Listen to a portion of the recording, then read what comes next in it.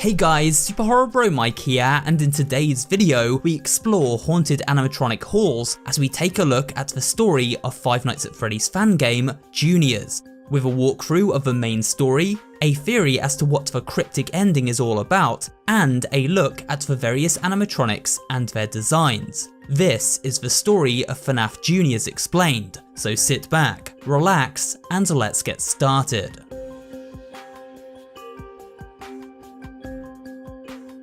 The setup for Junior's story isn't made crystal clear in the game, but it is nicely summarised on the game's download page over on the website GameJolt. Here it is suggested that we are filling the shoes of an investigator who is sent to Junior's restaurant after a series of slip-ups occurred leading to its closure.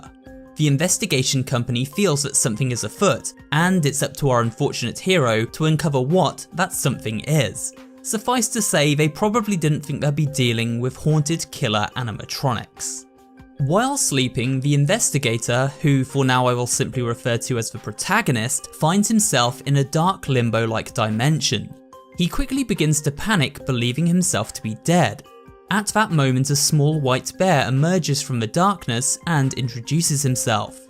This is Paulbear, and he is a passive spirit who has taken refuge in this dark place, a place he refers to as the Barrens. The Barrens are a limbo dimension between life and death. A giant brain hangs in the sky above, suggesting the Barrens are connected directly with our character's subconscious after they entered JR's to begin their investigation. There are familiar sights to be found here. Freddy, Bonnie and Chica cutouts, and the puppet emerging from a prize box. We also see a mysterious arcade cabinet, though for now it is out of order. Paulbear assures the protagonist that he can send him back to the real world whenever he wants, but asks for some help with some unfinished business in return. Paulbear is unable to complete this task himself as he is dead. By taking care of this unfinished business, he will be able to move over to the afterlife.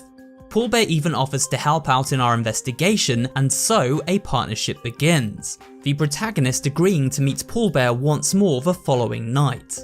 And so the investigation at Junior's commences, with our protagonist monitoring paranormal activity at the restaurant over a security camera feed from the relative safety of the maintenance room. Paulbear operates as a ghost in the machine, able to send us messages through our laptop, which provides survival tips as a ghostly figure moves from one animatronic to the next. This ghost girl is never named, and so it is impossible to know for sure her true identity. It seems her presence in the restaurant is the unfinished business Paulbear was talking about, and the reason why Junior's closed down to begin with.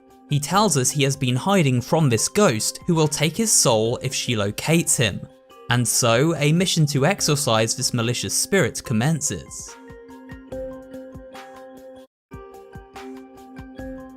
Each night the player must identify which of Junior's animatronics are haunted as the ghost moves from one to the next. The way we identify a haunting is by paying close attention to our camera feed and watching for telltale signs.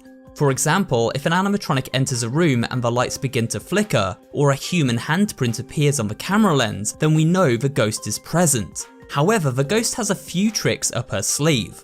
One of these is to inhabit the marionette, who does not appear on cameras but instead can be heard by her music box when we turn on the audio function.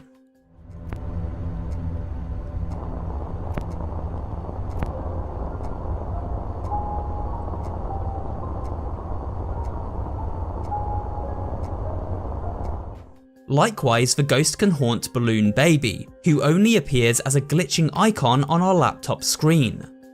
This laptop screen shows the stability of the animatronics, and when this percentage drops to 0, it results in a game over and very bad news for our hapless hero.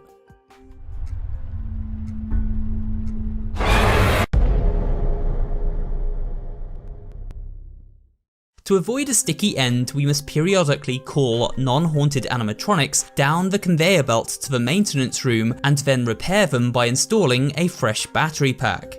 If we guess the incorrect animatronic when trying to locate the ghost, then the values of these stability percentages drop across the board, so correctly picking who the spirit haunts is super important.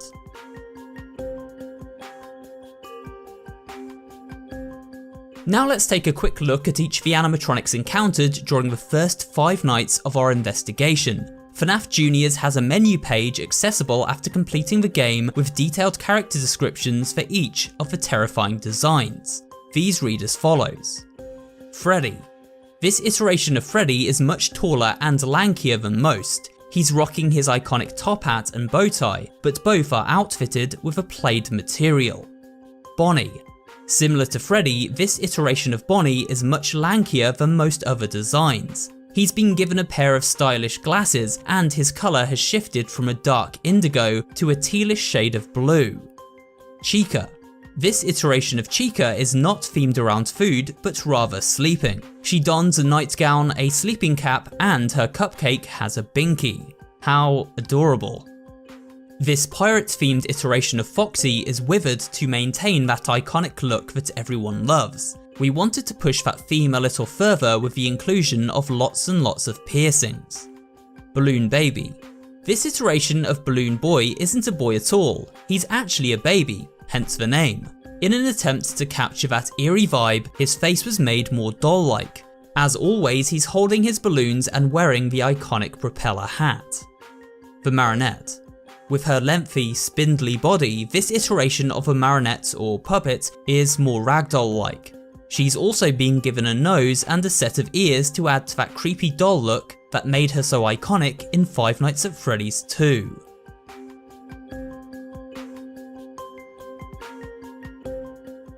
The further into Juniors we progress, the more of its mysterious backstory is revealed. We get some of these reveals delivered through a series of old VHS tapes, which our protagonist uncovers after completing certain shifts. The first tape is labelled Episode 1. On this tape is a claymation animation. It shows Freddy walking up to a door labelled Beware the Mangle. Freddy holds an animatronic arm in his hands, which he then presents to a shadowy figure as it emerges from the room. The second VHS tape is labelled Episode 2. This time, Bonnie and Freddy sit at a table in the pizzeria. Freddy pieces together a drawing of Mangle, as if assembling it. Mangle then seems to speak to Freddy and influence him. We then see the ghost inhabiting Freddy transfer over to Bonnie. After this transfer completes, it is Bonnie who now delivers an animatronic appendage to the Mangle's door. The tape ends with a photograph of Bonnie and Freddy laughing together, this suggesting they are both now under the Mangle's control. The third tape is labelled I Know You Are With Him, this telling us that the ghost girl is aware of the protagonist and his partnership with Paulbear. On this tape we see footage of Chica sound asleep and dreaming of pizza. Bonnie ominously peers over the foot of her bed and Chica's dreams alter as the ghost transfers into her body. Chica then completes the Mangle's construction by bringing it to the final endo piece. Now before viewing the final tape, we should take a moment to catch up on the story unfolding between the protagonist and his new acquaintance Paulbear. After relaying the information found on these tapes, Paulbear deduces that the Mangle is a new body the ghost is trying to build for herself. This body will allow her to become far more powerful and therefore harder to stop. With the protagonist getting ready to finish his investigation, time is of the essence. The duo must stop the ghost before the Mangle finishes construction. To do this, they decide to take the ghost by surprise by sneaking into her lair located in the restaurant's basement. This brings us to the fourth and final VHS tape. This one is labelled Falling Down. Its footage is symbolic, showing us children's drawings of various animatronics at Juniors as they are tainted by a black goop. Some of these drawings are bloodied, suggesting that much like the other Fazbear establishments, murderous activity went down at Juniors. We then witness the three iconic animatronics, Bonnie, Chica and Freddy, standing with their offerings as the Mangle descends from above. These tapes symbolise how the Mangle takes pieces from each of the animatronics under the control of the ghost, leaving them in a withered state.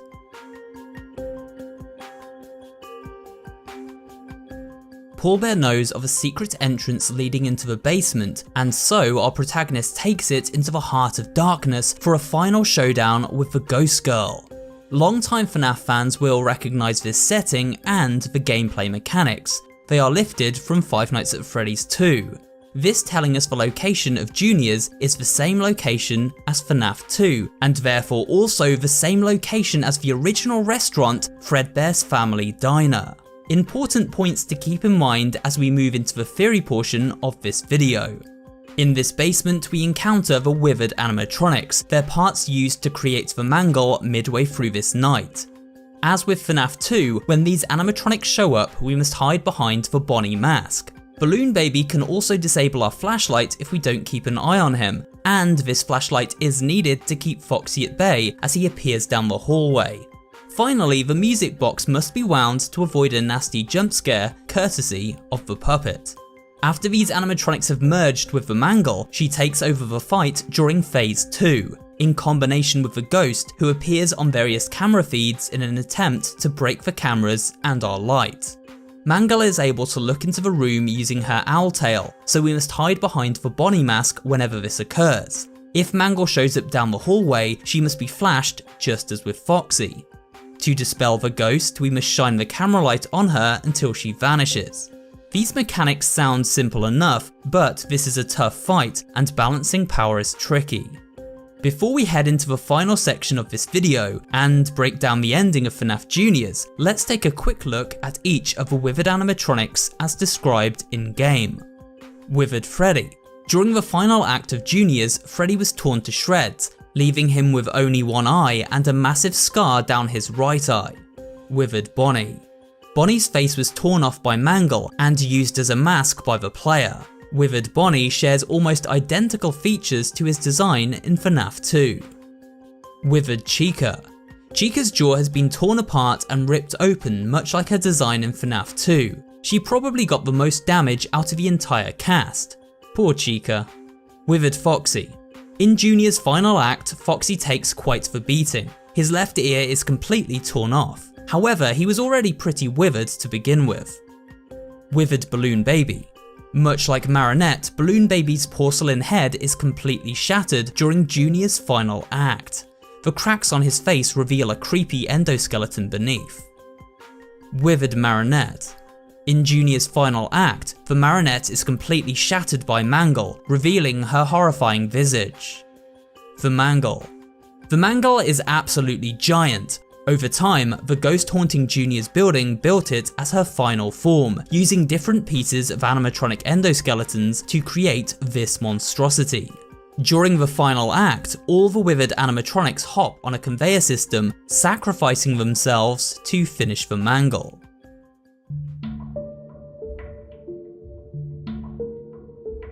After reaching 6 AM and outlasting the ghost's attempts to merge with Mangle, she instead tries to merge with the protagonist, forcing her way inside his mind to gain access to the Barons and track down Paulbear. The ghost girl begins to strangle Paulbear, telling him there is no more hiding beneath the costume anymore. This tells us that Paulbear is another young child, so who could he be? Well, we are given a few clues as to the identity of this child as we journey through the game. In an earlier cutscene, Paulbear mentions how he is very lonely, and only the other spirits keep him company. We also know that Paulbear is of timid demeanour, asking the protagonist for help as he is too scared to face the animatronics and Ghost Girl himself. These traits line up perfectly with a very familiar Five Nights at Freddy's character, the Crying Child, commonly believed to be Evan Afton. The Crying Child died at the original Fazbear location, Fredbear's Family Diner, after being stuffed inside Freddy's animatronic mouth by his brother Michael. A prank that went very wrong. After passing away, Crying Child ended up with only the other spirits for company. It all lines up. Even the name Paulbear is a play on the word pallbearer, a person who carries a coffin at a funeral. So if Paulbear is Crying Child, then who is the Ghost Girl? Well, this is a little harder to pin down. It seems most likely that she is meant to be Cassidy. This is because Cassidy was the most vicious of all the child victims, and would have had a reason to come after Crying Child as he was the son of her murderer, William Afton, the man who robbed her of her life. The ghost tells Paulbear she will destroy him and then his little puppet, but before the conversation concludes, she is stabbed in the back by the protagonist. At this point, the story abruptly ends and the following text plays out. After 5 years, JR's would later reopen. It would go over heavy rebranding, as some still had a somewhat negative impression of the company. Fazbear Entertainment is now more committed than ever to family fun and, above all, safety. They spent a small fortune on these new animatronics. Anyway, Jeremy, when do you think you can start? This text seems to be coming from a manager at the newly refurbished Freddy Fazbear's Pizza. New animatronics are mentioned, these referencing the friendly redesigned toy animatronics from Fnaf 2. Essentially, this dialogue is a setup for the second game in the Fnaf franchise, and the conversation had between management and new employee Jeremy Fitzgerald, the central protagonist of that game.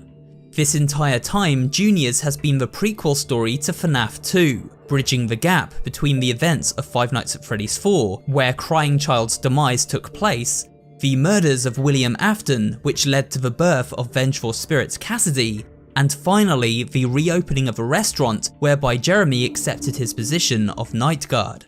Juniors explains the state of the withered animatronics, the true origin of the Mangle, and tells the prequel story many have asked series creator Scott Cawthon for. It's certainly an interesting take on the lore, and a fantastic fan game to boot. The only question remaining is, were we playing as Jeremy the entire time? Was Jeremy the unnamed protagonist, now returning to take a job as a night guard to keep Cassidy in check and prevent disaster from striking once again? I'll leave you to come to your own conclusions on that one. One final secret you discover comes when we return to the main menu and click continue. We now unlock free roam mode, whereby we can explore the barrens and collect up 4 floating prize boxes. These unlock a cryptic looking map on the title screen made up from 4 torn pages. They appear to mark out a level layout. Head back into the barrens and we can finally access that previously out of order arcade cabinet and play the Bonnie themed minigame Carrot Craze. Using the map, we can locate an area within this level that unlocks a secret message from Paulbear.